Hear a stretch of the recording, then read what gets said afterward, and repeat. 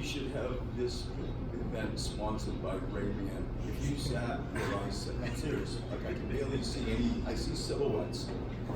And so if I look vague when people ask questions, it's the blinding has something to do with it. Brett, This is true. Brett, Jimmy talked about how the coaches still get on him about gambling and did again after game one. How about your thoughts on that? And when to do it, when not to, and what you talk to him about?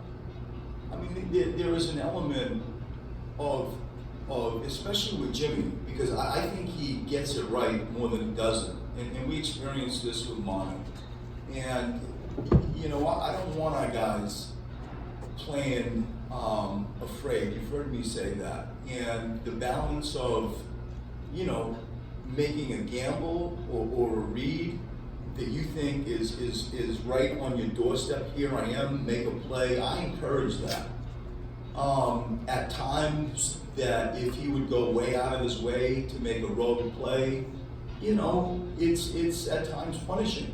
And he gets it. I think the level of conversation that he and I have and the understanding that we both have is clean. And by and large, I think he gets it right way more than he doesn't. What did you think, Brett, in game one of your ball movement? And as Toronto's there, do they have a defense that requires extra patience, that sort of thing? We need to do better.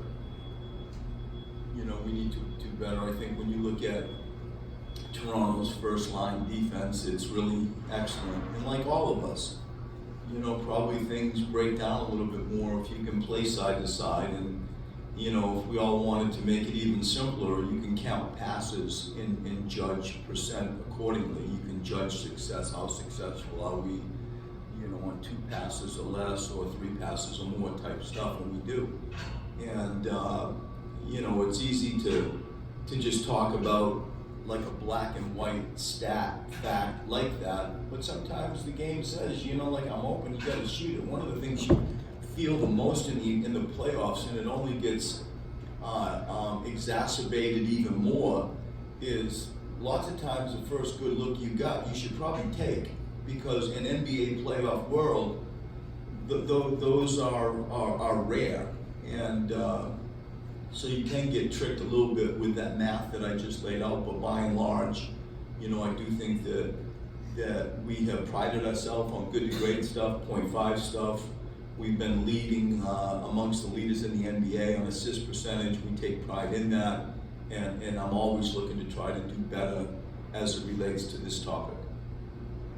It seemed like in game one you were really trying to live with man defense on Kawhi and hope that he just didn't remain as comfortable as he was for the whole game. What's your tolerance level for that? Are you going to try to start with that again and hope that he just doesn't get into that comfort zone? Or are you going to try to mix up looks earlier? You know, it's all on the table. Obviously, I'm not going to share it all, but your point is fair. When somebody has that volume of points in an isolated, oftentimes situation, you know, you can go all over the place. You can say, you know, why you double them? If you do, what area you coming from, like matchup situation, whatever it is. It's just the most true part of your question is what's our tolerance level. And the game the other night, when you go back and you look at some of the shots that he made, it's like he's releasing it. And you got like 6'9", 6'10", 6'8". And Jimmy or Tobias 6'9" or Ben 6'10", and like he's making tough shots, but they go in, and so we all go back and figure out like what's the game plan, what are you gonna do, and it's stuff that we thought about a lot. Jimmy said he can play point in your offensive system, and he said Joe can if you need to, because it's not super complex. When you talk about all of them, does it really come down to everybody? Because you can't just say, hey, Ben as the point guard. Yeah. We need you to make more plays. Or... I think that's fair, and yes it does. Yes, it does, and we have as elite a team certainly that I have ever coached, and what I refer to as dribble out guys, and Jimmy and Tobias and Ben, and so people anybody can lead the break, and I suppose in that environment be the point guard. And I think that the team, although there's not a huge body of work that we've been able to have over the course of the season, I think the notion that we have willing passers on our team is fair.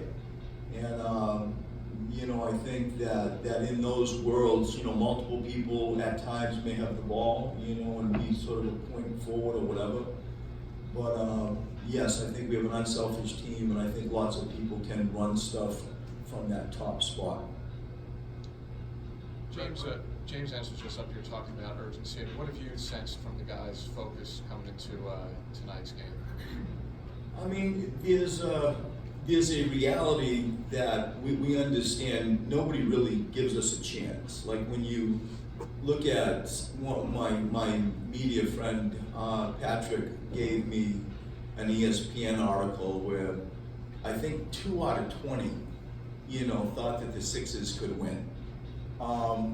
Our local writers, 0 for 6, thought we could win.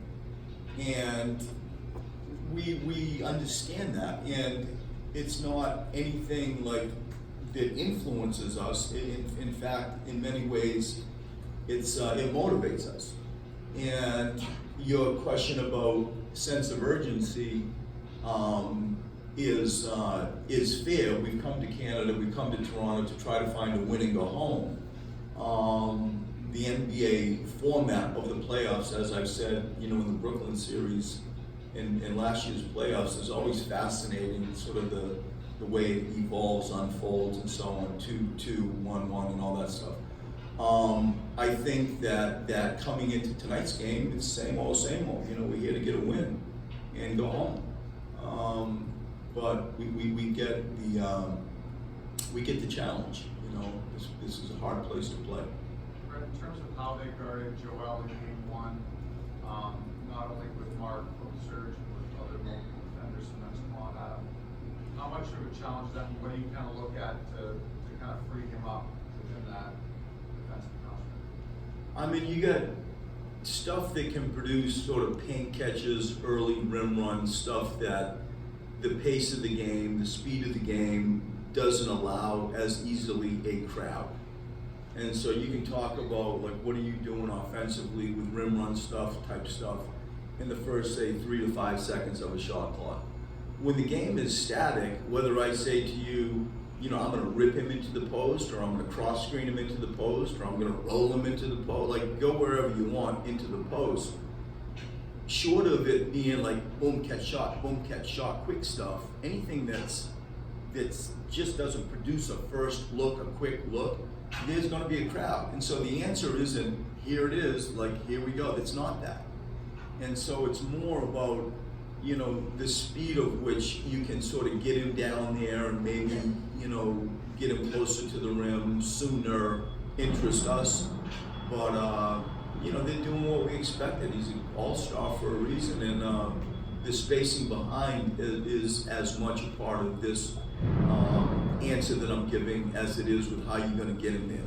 Is that kind of the twin challenges of one, having a post player in today's NBA, which is how you have to create offense for him and how they can scheme for it, but also in terms of maybe him getting down the floor faster and all that, is his conditioning a bit of a worry with that in terms of asking him to kind of push harder every possession? I mean, the reality, the fact that he has not, played a ton of basketball, none of us should be shocked to think like, he's not at 100% fitness. And you could see it the other night, and so as opposed to me, force feeding an incredible amount of pace, which I think we're pretty good at when we do play fast, there are times like you just get Joel's situation, and I think he's trending right in the direction that we want. But to feel like it's going to be a track meet with Joe at this stage, given his lack of playing opportunities over the past, say, month, would be ridiculously naive and unfair to him. And so somewhere in the middle, like you try to create an environment where he's still Joel Embiid and is as skilled as any big man in the NBA. 2 more guys. Brett, what have you noticed about Ben Simmons and just how he's approaching playoffs since game one. I know that was a tough game for him. Just I think he's been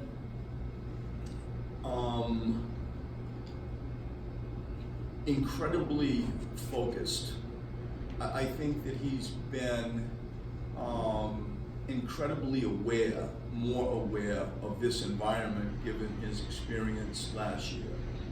I think that there is a maturity that I see in him where he is just playing with a greater sense of purpose and poise. I just see growth, and I see it as much from sort of a how he approaches things as I do in, like, this is what he's doing on the court. I think his approach is mature, and I feel like at age 22, hear that, at age 22, it's pretty impressive, the stuff that he does obviously on the court, but to me, I see as much growth planning, preparing, handling playoff atmosphere as anything. Can you tell us about Joel's condition and whether you're worried and is he healthy? Is that gastroenteritis? Right. I sort of go with the flow nowadays, it's, I hope, I haven't spoken with him. We got on the bus and I was informed of that, the sickness this morning. He, as you said, he will not be with us this morning, and I really don't know much more than that. Thanks, Brett. Thanks, everybody.